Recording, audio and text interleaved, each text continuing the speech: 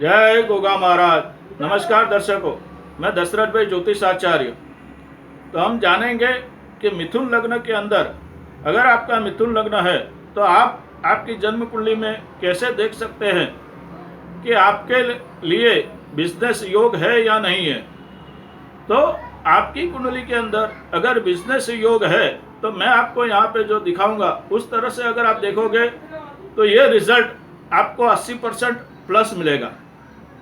अब पहले मैं अगर मिथुन लग्न की बात करूं तो मिथुन लग्न वाले बहुत कम लोग होते हैं जो अपना पैसा रोक के माल डाल के बड़ा बिजनेस करते हैं। यहाँ बहुत बड़े उद्योगपति होते हैं, यहाँ बहुत बड़े फैक्ट्री के मालिक होते हैं, लेकिन वो लोग प्रोफेशनल व्यवसाय में, कंसल्टिंग के व्यवसाय में, ब्रोकरेज के व्यवसाय में, कॉन्ट्रैक्टर के व्यवसाय में ज़्यादा होते हैं।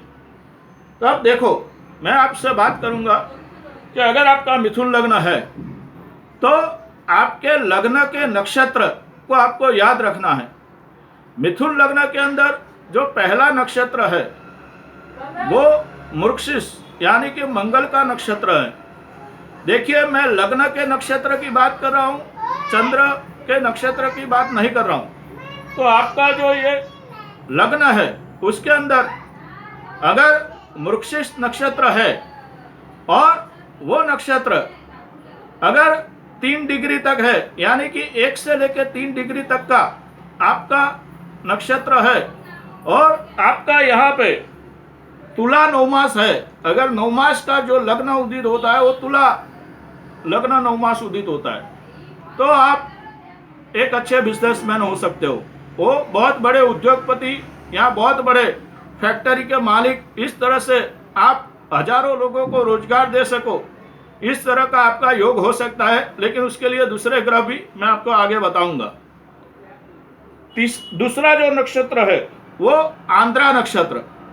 अब आंद्रा नक्षत्र जो है वो आपके लग्न की जो डिग्री है वो डिग्री 14 डिग्री से 16 डिग्री के बीच, अगर आपके लग्न का नक्षत्र आंध्रा आता है और लग्न 14 से 16 डिग्री का है और आपका कुंभ नवमास है, तो आप प्रोफेशनल व्यवसाय में, भागीदारी के व्यवसाय में ज़्यादा रहोगे।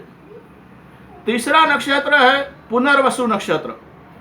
पुनर्वसु नक्षत्र के अंदर आपका लग्न जो है वो 21 से 23 डिग्री या 27 से 28 डिग्री, 21 से 23 या 27 से 28 डिग्री का है। 21 के 23 से के अंदर आपका मेष नवमास आएगा, और जो 27 से 28 डिग्री का जो है उसके अंदर आपका मिथुन नवमास आएगा। तो यहाँ पे ये लोग अपने पिताजी का व्यवसाय या अपने भाइयों के साथ या भागीदारी का व्यवसाय ये लोग ज़्यादा करते हैं। मिथुन लग्न वालों के लिए हम बात कर रहे हैं। अब यहाँ पे आगे ये नक्षत्र की बात तो हो गई। अब यहाँ पे आगे अगर जैसे हम देखें तो मिथुन लग्न के लिए जो शुभ ग्रह है, जो अच्छे माने जाते हैं, उसके अंदर चंद्र, शुक्र, बुध और गुरु, ये 4 जो ग्रह है ये आपके लिए अच्छे माने जाएंगे। अब यहाँ पे दूसरा बिजनेस का जो योग है उसके अंदर मान लीजिए कि जैसे मैंने यहाँ पे लिखा हुआ है केंद्र योग, यानी कि चंद्र और गुरु का केंद्र योग होना चाहिए। यानी कि चंद्र यहाँ है तो गुरु यहाँ होना चाहिए, या फिर यहाँ पे 10वें स्थान में, यानी कि 1, 4, 10 का गुरु केंद्र योग होता है।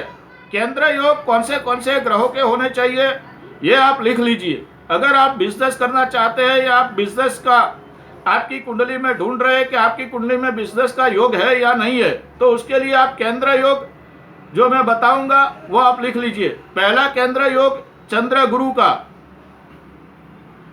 पहला केंद्र योग चंद्र गुरु। दूसरा शुक्र शनि, इनका केंद्र योग होना चाहिए। युति की बात नहीं कर रहा हूं मैं, एक ग्रह से दूसरा ग्रह चौथे या 10वें होना चाहिए।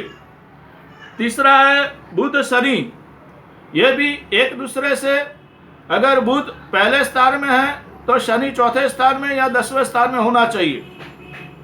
और चौथा जो योग है वो गुरु शनि का केंद्र योग होना चाहिए, यानी कि चंद्र गुरु शुक्र शनि बुध शनि और गुरु शनि का केंद्र योग अगर आपके मिथुन लग्न की कुंडली के अंदर है तो ये आपको एक अच्छा बिजनेसमैन बना सकते हैं।